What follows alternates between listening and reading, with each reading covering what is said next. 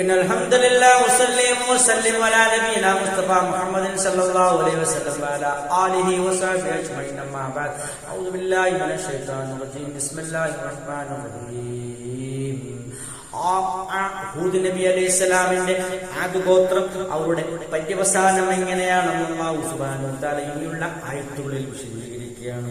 ഖാല റബ്ബിൻസുർനി, ആ പ്രവാചകൻ പറഞ്ഞു, റബ്ബി എന്റെ റബ്ബേ, ഉൻസുർനി എന്നെ നീ സഹായിക്കണമേ, ബിമാ കദ്ദബൂൻ, അവർ കളവാക്കിയിരിക്കുകയാണ്, അവർ കളവാക്കിയതിന്റെ പേരിൽ എന്നെ നീ സഹായിക്കണമേ എന്ന് അത്യന്തികമായി അവസാനമായി അല്ലാഹുവിനോട് ആ പ്രവാചകൻ ദുആ ചെയ്യുകയാണ്.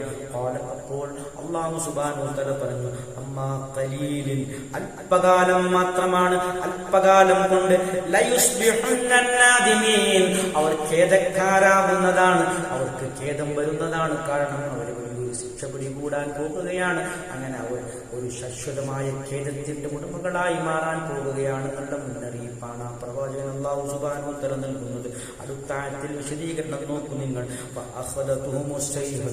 വലിയൊരു ഘോര ശബ്ദം അവരെ പിടികൂടുകയുണ്ടായി.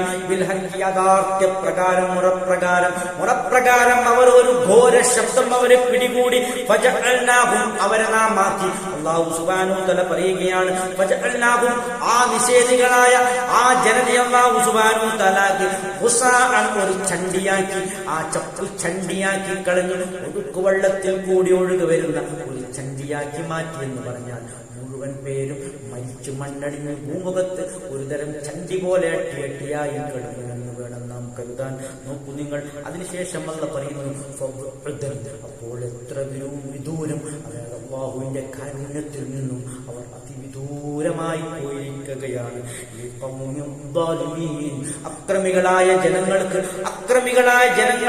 എത്ര വിദൂരമാണ് എന്നാണ് അല്ലാഹു സുബ്ഹാനഹു വ തആല പറയുന്നത്. എത്ര വിദൂരമാണ് അല്ലാഹുവിന്റെ കാരുണ്യത്തിൽ നിന്നും. ഈ രൂപത്തിൽ വലിയൊരു ഘോരമായ ശബ്ദം, അതിനെപ്പറ്റി ചില മുഫസ്സിറുകൾ പറഞ്ഞു കാണുന്നത് ജിബ്രീൽ അലൈഹിസ്സലാം ഒരു ഘോരമായ ശബ്ദം മുഴക്കുകയുണ്ടായി.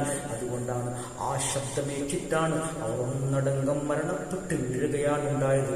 അല്ലാഹുവേലും ഇത്രയും രൂപത്തിലുള്ള അതികഠിനമായ ശിക്ഷാ നടപടികൾ ഈ ഭൂമുഖത്ത് അല്ലാഹു മുൻകാലങ്ങളിൽ ചെയ്തിട്ടുണ്ട്.